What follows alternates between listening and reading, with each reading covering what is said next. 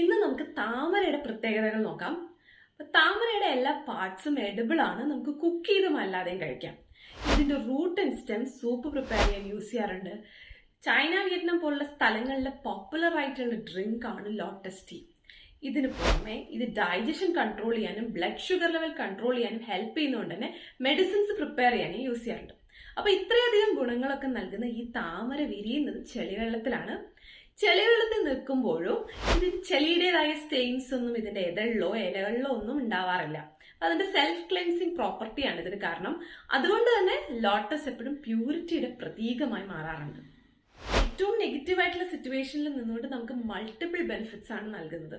ചെളിവെള്ളത്തിൽ നിന്നുകൊണ്ട് നമുക്ക് ഫുഡാണ്, ഓർണമെന്റൽ പ്ലാന്റ് ആണ്, മെഡിസിനൽ വാല്യൂസ് ഉണ്ട്. അപ്പോൾ ഒരുപാട് പ്രശ്നങ്ങളെ പ്രതിസന്ധികളെയൊക്കെ പുഞ്ചിരിയോടുകൂടി നേരിടുന്ന ആൾക്കാരെ കാണുമ്പോൾ നമ്മൾ പറയാറില്ലേ, അവർ ഭയങ്കര സ്ട്രോങ് ആണ്, അവർ ഭയങ്കര പോസിറ്റീവ് ആണെന്നൊക്കെ. ഇതുകൊണ്ട് തന്നെയാണ് താമരയും സ്ട്രെങ്തിന്റെയും പോസിറ്റിവിറ്റിയുടെ ഒക്കെ പ്രതീകമായി മാറുന്നത്.